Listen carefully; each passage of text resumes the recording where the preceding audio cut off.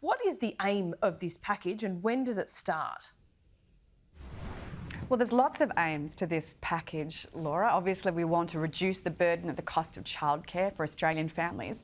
But also, importantly, we know that the key to women's economic security is increased participation in the workforce. We already have a record level of female participation in the workforce at 61.8%, and that's terrific. But we also know that about a third of Australian women work part-time. That's much higher than the OECD average. And the BCA tell us that around 90,000 people last year didn't return to the workforce or didn't enter the workforce because of the cost of childcare. They cited that as their number one reason. So the changes that we announced yesterday are all about reducing the cost of childcare for all families, but most importantly, it's about reducing those disincentives, removing those artificial barriers to women taking on extra days or taking on extra hours and increasing their participation in the workforce. It sounds like we need it immediately, but this won't start for some time, will it? Well, there are some technical requirements to actually setting this up. We would like to see it start as soon as possible. We've anticipated that it'll start the middle of next year. If it can start sooner, that would be great, and we'll make an effort to that. But I think the most important thing is that it's a genuine signal both to working women now, but also to those. It's not just working women now, working mothers now, but also to that next generation up.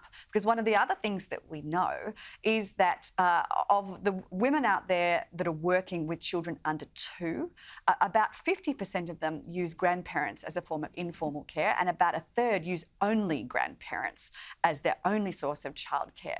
So this not only frees up women with children right now, but it also frees up that next generation as well to fully participate in the economy. Yeah, absolutely. It does take a village, I know. But Jane Hume, is this a productivity measure, or is it still seen as a welfare one? Because we have this bit of a perverse outcome here, is that Labor's policy on the table is much more generous to women on higher incomes. Why is that? Well, that's exactly right. In fact, under Labor's policy, a family with an income of $500,000 per annum would receive a childcare subsidy of around $50,000. But what's wrong with that? Our policy is far more targeted. It's specifically targeted to getting low and middle income earners who are disproportionately, and particularly those with a second child, they're the ones that disproportionately bear the burden of the costs of childcare and are the ones that feel that disincentive to returning to the workforce. They're the ones that we want to encourage. Minister, if you saw this as a productivity measure, which obviously you don't, you still see this as a welfare one, giving that incentive to families at the higher end of the scale would produce more for the economy, be more productive, wouldn't it? Not at all. In fact, it is definitely a productivity measure. In fact, we estimate that around 40,000 people will be able to increase their workload by around a day a week. Now, that's a terrific opportunity. And actually, it was going to add around $1.5 billion per annum to GDP, getting those people to do one extra day a week. So it's not a welfare measure. It's certainly a productivity measure. Okay. But most importantly, I think for women's economic security, a measure like this one, a targeted and proportionate measure, allows women to better fully participate in the workforce and improve their financial security. Okay, let's look at the cost of childcare, because in some capital cities, you're talking about $180 a day for younger children. What's to say that you just don't put this $1.7 billion of taxpayer funds back into the scheme and childcare centres just raise their rates again? Well, in fact, we do have an hourly cap on childcare fees that the subsidy applies to.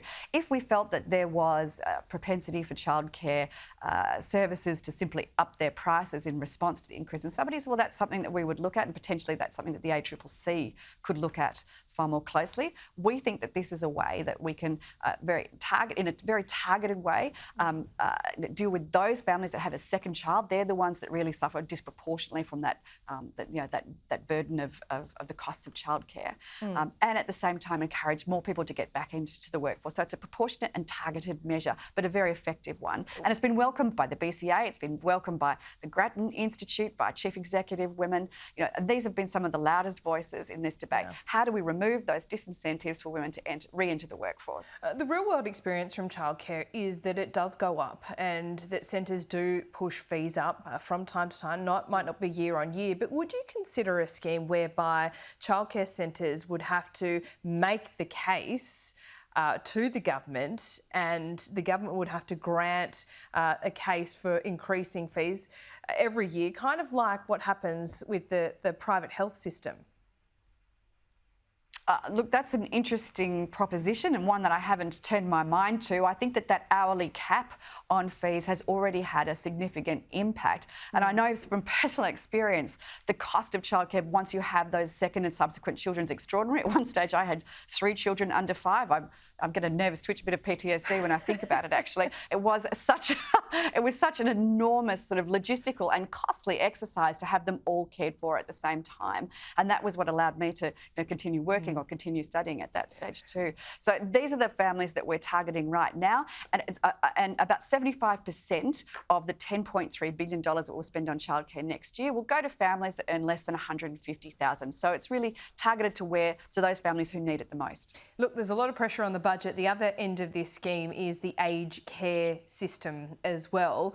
What's your view in principle on hypothecated spending? Would you consider an idea where superannuation is increased, but there's a percentage of that it's hypothecated to aged care?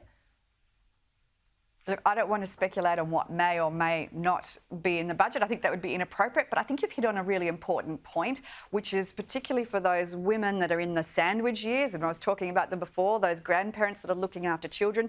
They may also have elderly parents themselves, and they're the ones that are in those very productive years of between the ages of sort of 50 and 60 or 65 or so. We want to encourage them back into the workforce too, so that they can better save for their retirements and have a better retirement outcome.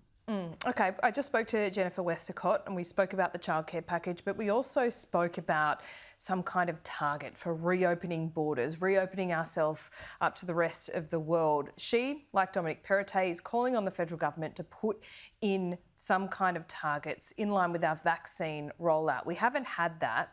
Why not? I think we've made haste slowly on this one. We want to be extraordinarily cautious.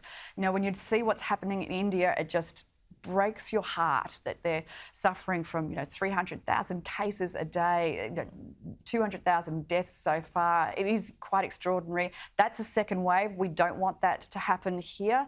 I think that the way that we've handled both the managing the health crisis and the economic crisis has seen Australia in a better place position than almost any other country you could think of. We certainly don't want to rush that. But that said, we're all rowing in the same direction here. We want to see the borders open up again. We want to see, our economy thrive and flourish, to be, trading again the same way we have, to be able to travel again the same way we used to. Of course, that's our objective. But don't we need an indication of when and how? When and how? Well, I think that we've demonstrated an ability to respond to the information that we have at the time very well throughout the entire COVID crisis, and we're still doing that now. This situation, I know it feels like everything's better because we're not wandering around in masks every day and in every state, and we're not in lockdown in every state. But that said, the crisis isn't over, and we're very well insulated and isolated from the problems here. We don't want to rush a program that would potentially put us at a health risk again and an economic risk too. But that said, we are all pushing for exactly the same thing. And countries overseas that have successfully rolled out the bulk of their vaccination program is starting to open up to the rest of the world. Whereas here, yes, we've successfully fought off the disease, but we've now banned Australians from leaving India, and they're threatened with jail time if they somehow find a loophole to get back. Are you comfortable with that? I think everybody's found this to be an extraordinarily difficult decision, but we have responded to the advice of the Chief Medical Officer, who has invoked the Biosecurity Act here. That's all within international laws. It's not something we want, which is why, of course, it will be reviewed in the 15th of May. The CMO did not recommend jail time or $60,000 penalties. That was a decision by government, was it not? No, he did not.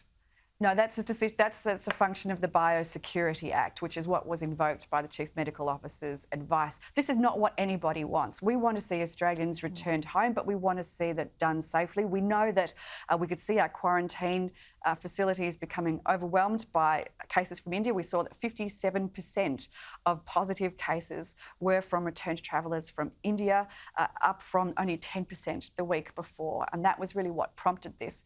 But certainly this is not something that any of us want to continue for any length of time. And we're looking forward to the 15th of May when that can be reassessed. Reassessed, but no guarantee. Just one final question. Alan Tudge said this morning that our hotel quarantine systems, particularly Howard Springs, can only handle 2% of positive cases. That seems remarkably low. Do we need to improve that? Well, I think that, there's a medical resourcing issue. It's not just quarantine, but it's medical resources as well. Obviously, Howard Springs is a reasonably remote facility, and we did see Howard Springs have an increase in cases of up to 15% before this decision was made by the Chief Medical Officer. So we're responding as the needs arise with the best information that we have to hand. But we would like to see this next couple of weeks, the situation improves and we can reopen our borders to India once more and return those travellers. I should say we have already returned, I think it's around 200,000 travellers. Sorry, I should have my numbers there, from all corners of the globe. Look, it's about 150,000. Back to Australia. Yeah. Sorry, thank you. I couldn't remember exactly what it was. But we have had a concerted effort of returning travellers from all over Australia. This is not what any of us want to see, but it's a necessary evil just for a short period of time.